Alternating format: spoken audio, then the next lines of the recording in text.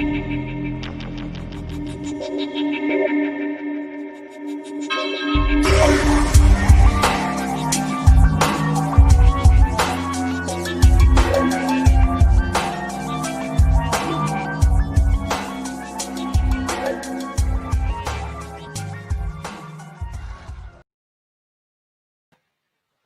up, everybody? Welcome back to the Basement Monsters podcast.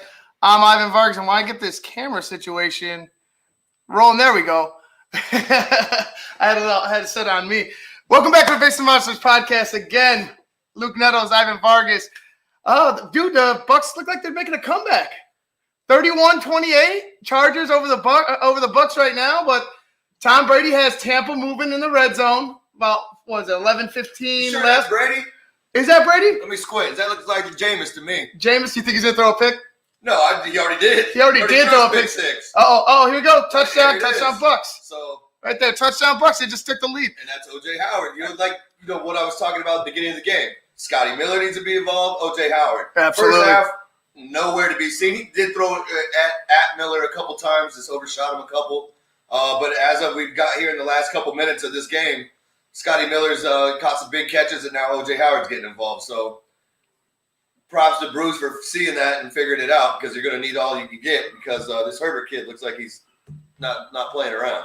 Yeah, and we got two guests waiting in, because I don't mean to dismiss your game, but this one's still going. It looks like the Bucs are they look like they're in a good position, but this game has been high scoring, like we talked about at the beginning.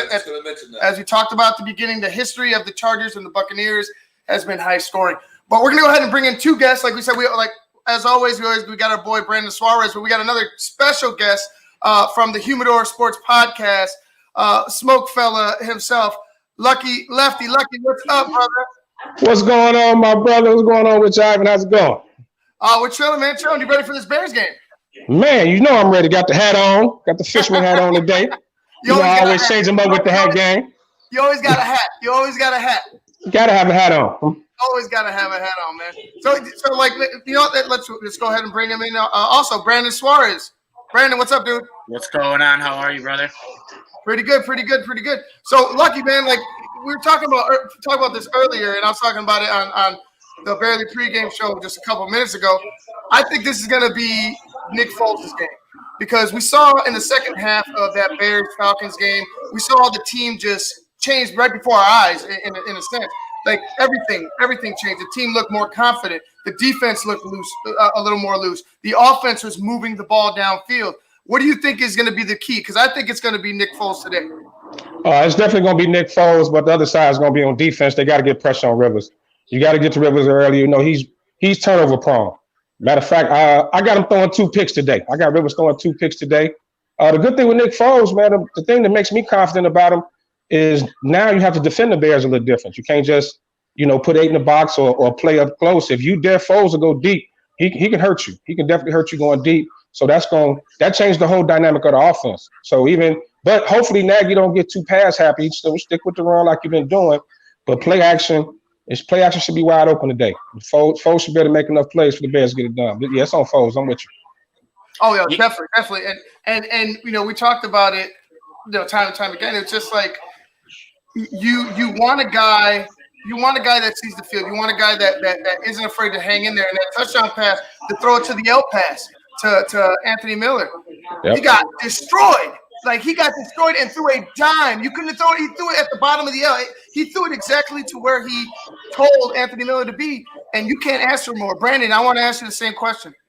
Yeah, honestly, he couldn't have put it any better. You got to create pressure up front. Like I said earlier when I was on the show, they got to blitz, but make sure your coverages are correct. Make sure that your guys are, make sure Roquan is able to follow Naheem Hines and Jonathan Taylor out of the backfield, because like I said earlier, a little bit handicapped in the pass game as far as the receivers and their weapons go, so they'll be a little bit more dependent on their running backs. But as far as the defensive side of the ball goes, I think we match up very well against this team. And like you said, 2, I think guaranteed, like I said earlier, a couple turnovers, but 2 interceptions is a very realistic and attainable number for the Bears to get on Phillip Rivers today. Yeah, and you know what? I honestly think as good as I think Nick Foles is going to play, I think it's going to be because of that defense. I think they will generate pressure up the middle on that offensive line. That's just pretty strong for the Indianapolis Colts. What is the key, Lucky? What's the key on defense? Because we saw them generate pressure late, and it's been in the Giants game it was generating early, in the Lions game it was generating pressure late, and then we see Nick Foles coming in, and all of a sudden they're inspired again. How do you see them how do you see them attacking this Colts offense today? Well, first and foremost, I got to stop the run. You got to get them off balance. Hopefully the Bears jump out to a big lead early and turn them to a pass happy team, and that's why I think Rivers will turn it over a few times. But you got to stop the run, man. That running back, man, that dude is something else. But it's gonna start in the middle with Hicks and Jenkins and those guys. People don't realize how much you miss Eddie Goldman. He's right. kind of this unsung hero on that defense, man. He's always been the key. He doesn't put up the big stats, so he's not gonna get the press that Hicks and Mac, those guys give, but Goldman is huge. And, we've been kind of struggling with the run, but if you can get that run shut down early, kind of force Indy into a pass-happy team and let Mac and Quinn loose, and like my man said, throw some blitzes in there, get Roquan in there after him, you can definitely make it happen. You got something? Yeah, I mean, the Bears, here's the other thing I like, just out of listening to everybody talking today, that I told you I was going to bring it up. Obviously you got Tariq Cohen's out. That's going to, Nick Foles could get it down the field, so he's not going to be too huge. But the one thing I do want to bring up, and we'll see how he is. Is he in football shape? Is it going to take him a couple games? But, you bring in Lamar Miller. I mean, that's another vet. So that could actually end up helping. Will he see much today? Probably not. But I look for everyone's – I don't know why everyone is, but they're all Bears fans, obviously. But I think the Colts defense is a little tighter. I think this is what I can see happening. I can see Matt Nagy or Nick Foles getting cocky or overconfident because of what they did to Atlanta, who is the Salvation Army of the league at this point. And I can see those DBs for Indianapolis coming up with some turnovers as well. I mean, Nick Foles does force it down the field, and the stats are similar to Mitch's, but my thing is that with the loss of Tariq Cohen, I think Cordero, I think his role in that running game just takes another giant leap because he's been taking off. Like he's been destroying some defenses, and he's a wide receiver. He looks good when he runs. He runs a little high, but he does look good. Correct. And David Montgomery is going to be huge today, man. He's going to have to be the workhorse. He's going to have to be the workhorse. I know they bought that guy up. Was it Artavius Pierce, yeah. Artavius Pierce. We've been hearing good things about him, but, he don't have the experience. I mean, he come in and relieve Montgomery a little bit, but I think Montgomery and Patterson's going to play a huge role too. But Montgomery got to be the workhorse today. He's talking 25, 30 carry type day. He needs to be that workhorse. Yeah, Brandon, same question. How do you feel like the running game is going to take off? I think it's going to be Cordero today. Yeah. Although I think the workhorse is going to be David Montgomery, I think Cordero has a big game. Yeah, so like you said, Montgomery is going to need a lot of carries today. I said this earlier in the week, and I think you kind of saw it in the Nick Foles' first half of football, but in the second half of last week's game, I really didn't understand the move because when you bring in a new quarterback, you're not necessarily just going to hand him the keys to the Ferrari and let him ride. You're going to kind of handicap him those first two drives. And then as the game opened up more, you saw more great, stretch plays, explosive boom plays type like that. I still feel like even though Nick Foles has played in Matt Nagy's system and just due to the fact that the Colts are going to try and control the clock, I think we're going to try and beat them at their own game. But I still do think play action when you get the defense pressing up and in the box will definitely be a big thing today. But the one thing that we don't have with Nick Foles at quarterback is the ability to kind of extend plays and take off like Mitch did. He's not as mobile. He can still kind of move. But as far as running backs go, I think Montgomery has looked real well this first few weeks of the season. And then when we get Lamar Miller in there, it's really what are we doing? We're just replacing 10 to 15 touches that Tariq Cohen gets in a game. Most of those are passes out of the backfield, and that's what he specializes in.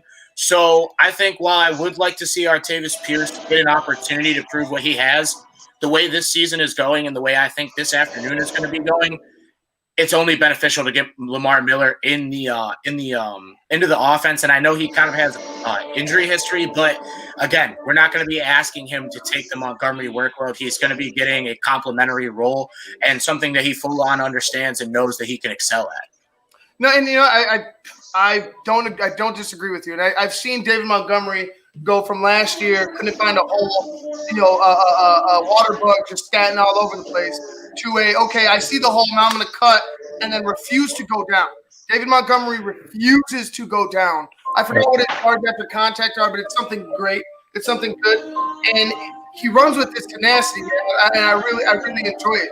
I think the Colts offense, I think they're going to run into some trouble. I think they can't rely totally on just one running on a run game. They need Phillip Rivers to come out and beat them, and I don't think he has enough to beat them. Lucky, let me get your score. Let me get your predictions, your scores. Who's going to be the player of the game? Let me get your thoughts on the Bears. Your final thoughts on the Bears. Man, you know what? I've been wrestling with this back and forth. A lot of people predicting a close game, but you know what? I think the offense explodes. I'm going 31-23 Bears. 31-23 Bears. I think Jimmy Graham gives us 2 touchdowns in the red zone, and Nick Foles gonna get the game ball. I see him going for about 280, 285, about 3 touchdowns. That's why I'm going with it. I like that. And you know what? It's funny you said Jimmy Graham, because it seemed like Jimmy and Nick Foles were on the same page almost instantaneously. It was like they were just clicking. The one where he threw into like triple coverage, it just happened to fall into Jimmy's lap. You know what I mean? It was well, Jimmy's that big target, and Foles is a lot more accurate than Mitch, so that helps. But Jimmy's that big target, and on a jump ball, I'll take Jimmy, even though he's a little older, not what he used to be. But in that red zone, man, he get a smaller guy on, he post him up, just put it up there, he'll get it. Brandon, thoughts and predictions? All right, so earlier I gave 31-14. I'm glad that me and Lucky are on the same amount of points, because I do think this is one of those games where the offense just has to shove it down the Colts' throat. I think you really have to come out and prove to the NFL that the Chicago Bears are 4-0 and we are not to be messed with. And also, too, like, after seeing this game, too, this week with the Bucs, I am just that much more excited for next week and just, like, the real meat and potatoes of this schedule. No more, we got the Lions later in the season, but no more, like, weak opponents. I want to play the best so that the national media and the Chicago Bears media can get this out of their head that we are not a good football team. So I'm going 31-14. I think Nick Foles definitely has over 200 yards passing, 2 touchdowns, and we'll give Montgomery a 100-yard day. I like that. I was thinking Montgomery over 100 yards. Maybe Cordero with a big run in between that, and then you go ahead and sprinkle in a Nick Foles just over the top. Luke, what's your thoughts? It's a lot closer. 26-24. It's going to be a turnover that decides it. I'm going to give it to the Colts. You always give it to the other team. No, I'm joking. Keep your eyes on Darnell Mooney today. He's supposed to be returning punts.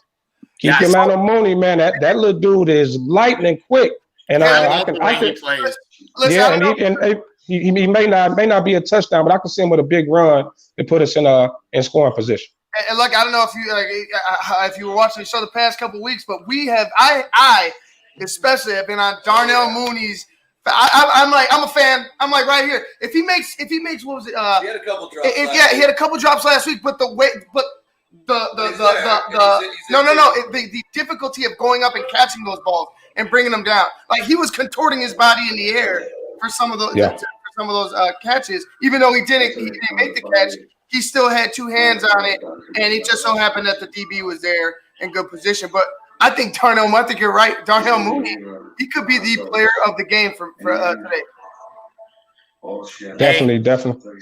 He's looked good throughout this point. And the one thing that I really wanted to make sure, and we didn't talk about it yet, but like, that's a younger guy. You don't want Anthony Miller back there. That's supposed to be your number 2 wide receiver. You don't want someone that gets regular snaps. And I'm not saying Darnell Mooney doesn't get regular snaps, because he still has a very meaningful role in the offense, but he's a little bit further down the depth chart. And as someone who has been on special teams, maybe not in the NFL level, those are the hardest hits in the game. So that punt returner is definitely getting all the calls.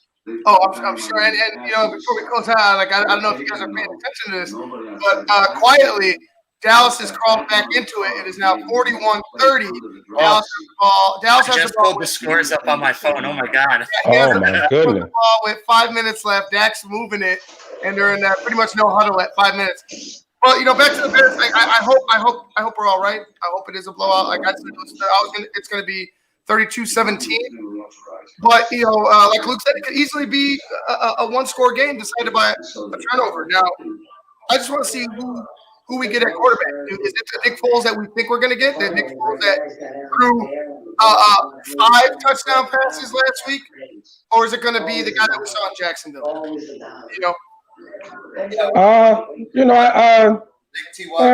I'll say a little mixture of both.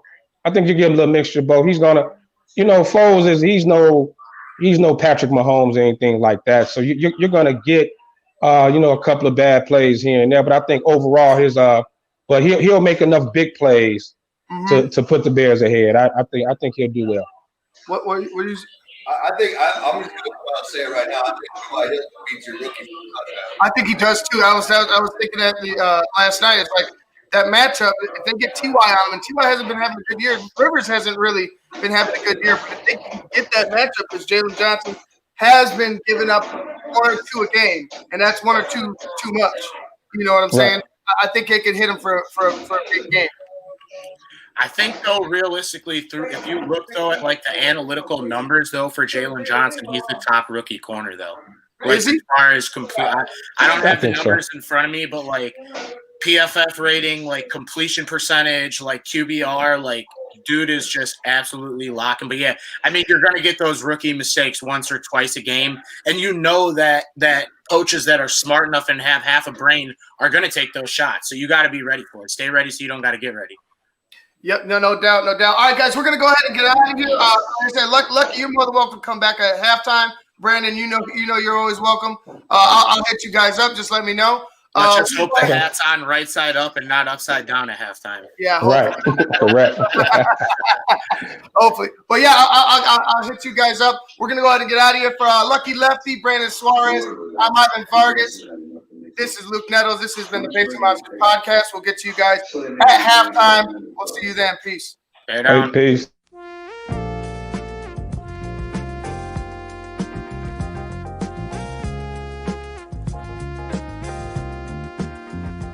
I just heard my favorite band is in town. I'd love to get good seats, but everywhere I've looked, the ticket sites have crazy service fees. Haven't you heard of TixSplits? Who? TixSplits. They don't gouge you with crazy fees. The price they advertise is the price you pay, plus a small delivery fee. Never pay service fees again. Go to TixSplits.com today. TixSplits.com. Guaranteed seats, low prices. That's TixSplits.com. Every ticket, every venue, everywhere.